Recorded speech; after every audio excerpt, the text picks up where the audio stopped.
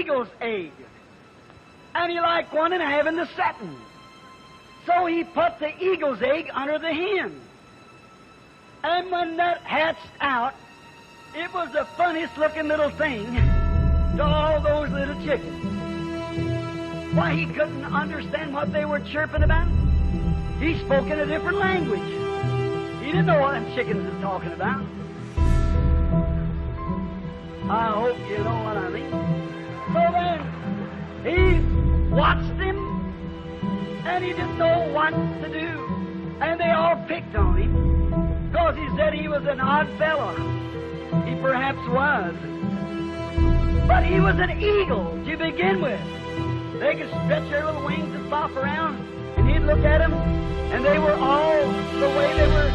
Oh, hen would cluck, and they knowed every one of the clucks, so here come the little chickens all running in, but the eagle didn't understand that cluck. And he wouldn't come in, because he didn't know that kind of clucking. I'm not going to say much, but I hope you know what I'm talking of. He didn't understand it. He talked different. He noticed that this old hen, every time she'd find a little bug or something, she'd cluck to her little chickens, and all the little chickens come, the little eagle come in the back looking around. He was a funny-looking little creature. But you know, one day she happened to be out in the barnyard feeding, and the old mother eagle happened to fly by. And as she flew by, her great shadow swept over the top of the barnyard. She looked down, and she seen her own. He knows his own. And she screamed to him. And when she did, the little fellow turned his head and began to look upward. That's the way he ought to been looking all the time.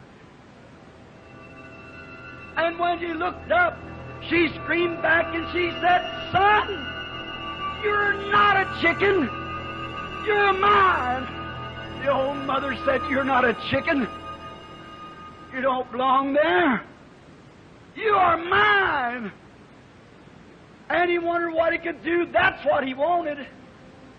And you know, there may be a many a little eagle been walking in some old denominational chicken yard for a long time sitting here tonight.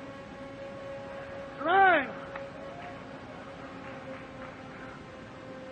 But I hope that he calls you and says, "Son, you're mine."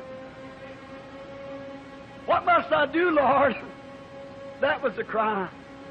She said, "Just make the first big jump and flop your wings." And he made the first jump and flopped his wings. He found out he wasn't earthbound anymore, because he sat on a barnyard post, right in the center of a Pentecostal organization. His mother said, "Son, you've got to come higher than that, or I can't get you."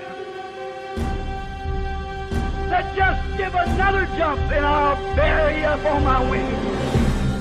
While we think on these things as we bow our heads a moment, I wonder this morning while we're in the building, if there would be an eagle here this morning, that you've been walking in a barnyard a long time. You're sick and tired of that stuff. Just pretending to be a Christian, living a haphazard life. And somehow I know there's been a certain little wind that swept over your soul this morning by the preaching of the Word. You know what it is? It's Mother fanning loose the feathers that will come loose. The little things of the world that you've been holding on to has kept you from being a real Christian. That little doubt, that little fear, that little bunch of worldlyism that you're hanging on to, that little party that you're running around with, and let that wind flush all them feathers away from you.